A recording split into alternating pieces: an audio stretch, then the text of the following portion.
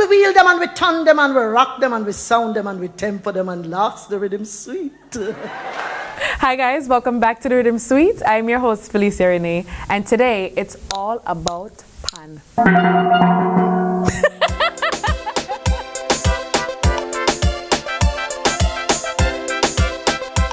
Welcome back, guys. We're sitting here with Ashley Murray, who is the musical instructor for the Steel Orchestra, right? I said that right? Yes, you did. You did. Perfect. So now, what band are you playing with? So I play and teach for the Tropical Fete Steel Pan Ensemble. Tropical Fete is a non-profit organization, and we have the Steel Ensemble that is made up of kids. So I teach them. I just love being around children. Yeah. For some reason, I always find myself in situations just being around children, and the energy, the joy of doing it, that's just what I gravitate towards. Can anybody play with this band? Yes, anybody could play. I invite everyone to play. A lot of the parents want to play as well. Yeah. So we're trying to figure out how that's going to go. Probably have the children teach the parents. I think that would be a good learning experience. Bring your parents to pan class day or something. I like that. So how did you fall into teaching steel pan? So I have a friend, her name is Marciana. She loves the Trinidad and Tobago culture. So I said, I play pan and so forth. She said, can you teach me? At that time, I couldn't teach her, so I looked up online and I found this class. We came here a day, and I came in, we listened and so forth, and Alton saw me. He said, welcome to the class. He spoke to her. He said, are you in the class as well? I said, no, I play already. He said, well, play something, let me hear. So I played Lord Kitchener's Pan in A minor, and he was like, wow, you want to come and teach the class? Just like that? Just like that. I thought it was a joke. God. But it was actually an opportunity, and I'm grateful to her, and I'm grateful that he gave me this opportunity. That's wonderful. So how did you start even playing pan? I started really young. I started in primary school in Tobago. I've been around music my entire life. My father's a musician, and his family is into music, and he taught me a lot of instruments. And I went to school, and the teacher taught us how to play pan, and that was the only one that I just said, this is it. This is it. Oh my This is gosh. So then how would you say that your TNT roots have influenced your job?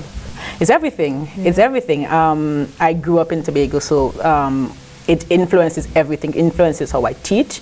Obviously I do have to, accommodate the American culture and so forth, but it influences most of it.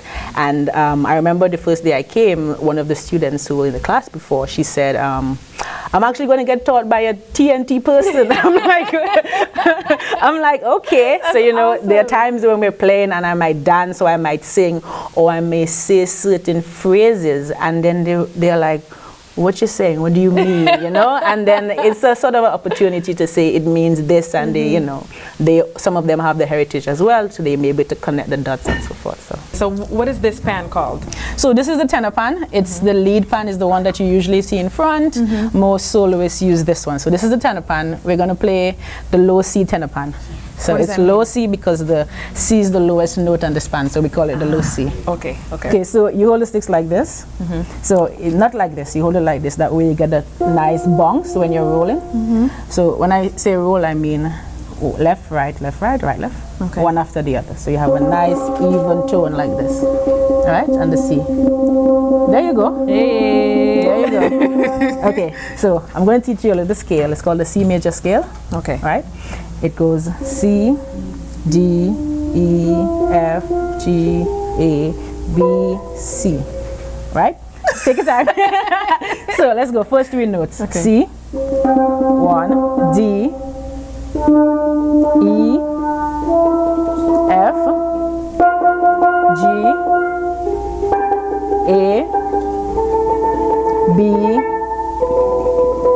and this high C, which is the one inside. C.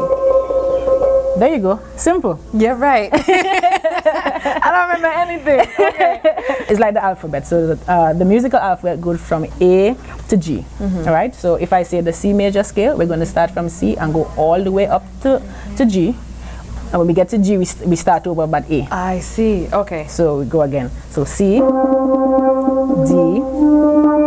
E, F, G, A, B, and C. Oh, the highest C, yes, because we're going up the scale. So now, you think you could play the scale backwards? No, I can't play it forwards. So let's try it forward by yourself. All right. Okay? 1, 2, 3, 4. C, D, E, F, G. Start over A, B, high C, C in the middle, C. There you go. I think I got it. Yeah. Okay, wait, we'll do this again. Can I? Yeah, sure. Okay, so.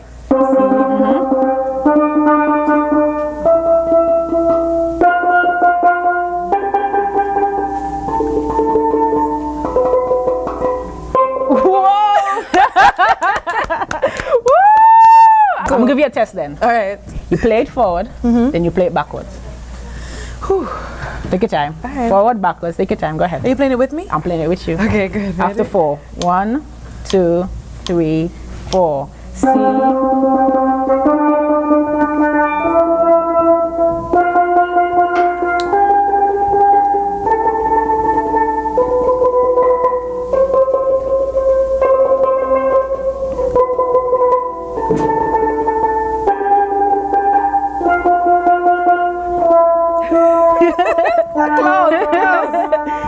But you have the idea. Very good. You have the idea. Very good. Very good. Very good.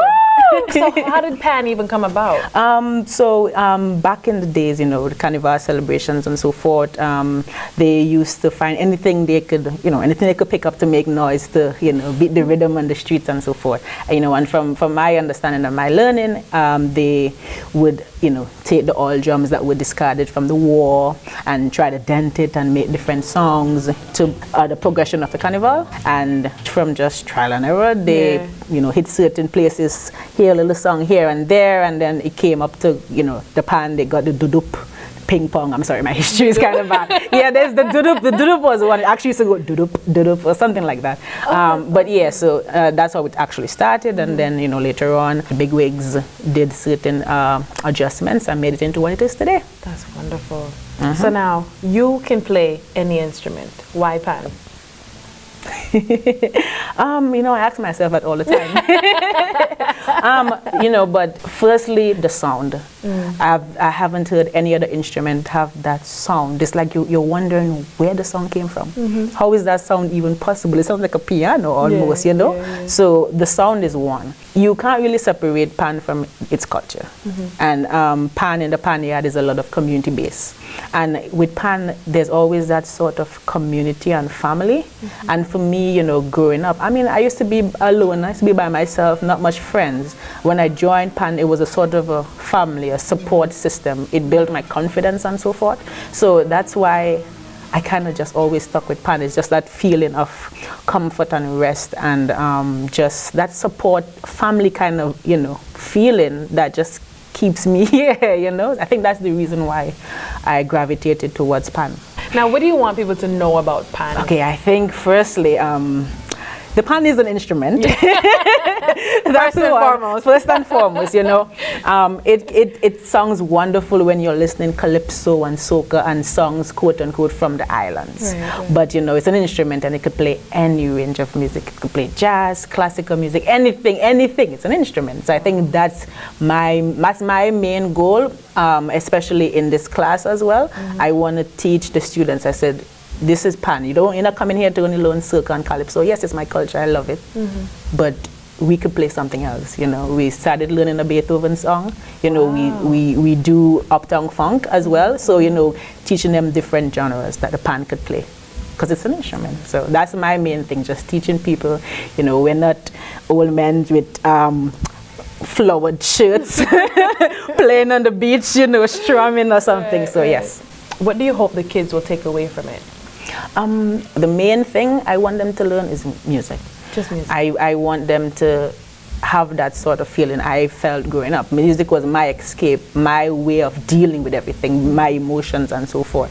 And I think it's powerful. I think it's, you know, it's something that's going to always be there with you. So I want to teach them music. You know, if they leave from here and they forget about the Pan, or they, you know, play some other instrument, fine. Just stay with music. Don't go anywhere else. You know, learn everything else you want to learn in the world, but learn music as well. You know, I think music is, you know, music is it, man. Music is life. Music is it, yeah. And that's something that I just want to make sure that they have. they have that foundation in music, they want to go ahead and further it, sure, why not? Yeah. If not, still, I want them to have that experience of playing music. And yes, I want it to be the pan. Why do you love your job? How long do we have? As I mentioned before, being with the children, I love it. I love being here. I could be as tired as I am. I just love being here and, with their energy and doing this. The pan itself, I could play the pan for 6 hours and just be there playing. I could listen to pan all day. Really? So, I just love being here. As I said, the family, the community. I love the music as well. Everything just kind of fits to just make this so perfect.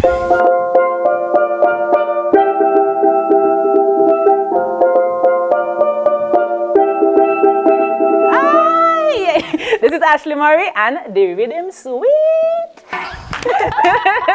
We'll be right back.